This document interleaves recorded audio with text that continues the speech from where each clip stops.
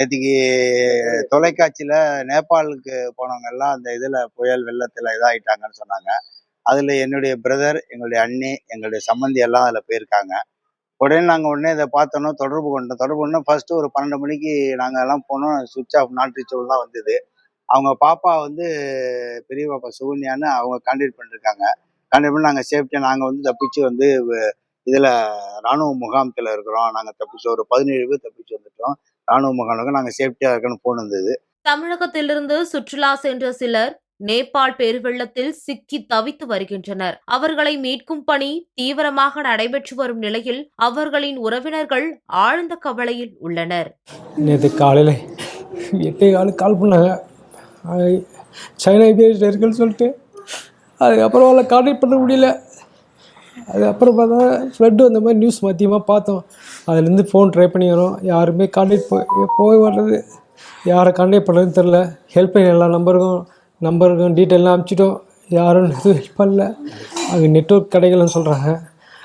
Travel agency அவங்ககிட்ட கேட்டாலும் அங்கே நெட்ஒர்க் சுத்தமாக கிடைக்கல, யாரையும் கான்டாக்ட் பண்ண முடியல, என்ன பண்ணுறதுன்னு தெரியல அப்படின்றாங்க. ஒரு டைம் பார்த்தோன்னா உள்ளே போனோம், இமிகிரேஷனில் போயிருந்தாங்க. அந்த டைம் தான் ஃப்ளட் ஆகிருக்கு, என்ன ஆச்சுன்னு தெரியல, எல்லாம் மிஸ்ஸிங் அப்படின்றாங்க.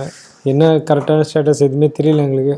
நேபாள வெள்ளப்பெருக்கில் சிக்கியுள்ள தமிழகத்தின் பல்வேறு மாவட்டங்களைச் சேர்ந்த 103 பேரை மீட்க உரிய நடவடிக்கை எடுக்க வேண்டும் என்று உறவினர்கள் கண்ணீர் மல்க கோரிக்கை விடுத்துள்ளனர்.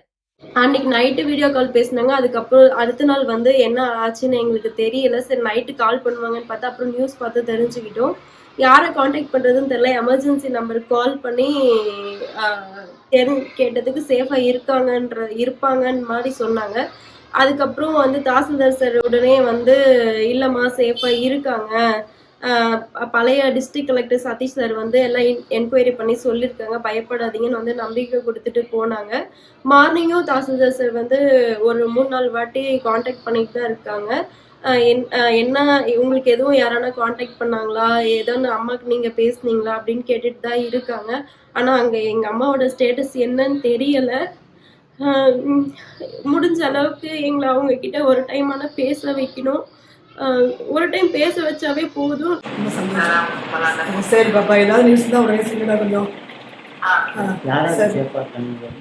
அதான் அந்த 20 பேர் அவங்க கொடுத்துருக்க டீட்டெயிலில் 20 பேர். இவங்க வீட்டிலேருந்து 7, இவங்க ஃபேமிலியில் 6 பேர் ப்ளஸ் இன்னும் ஒருத்தவங்க. மற்றபடி இவங்க கூட போனவங்க எல்லாரும் சேர்த்து 20 பேர் மொத்தம் தானே பாப்பா?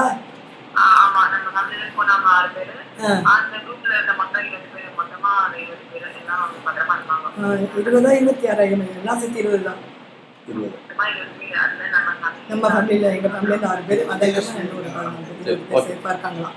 இப்போ லேட்டஸ்ட்டு நியூஸ் அது. கொஞ்சம் சீக்கிரமாக தான் பண்ணாங்கன்னா நல்லாயிருக்கும். அதுதான்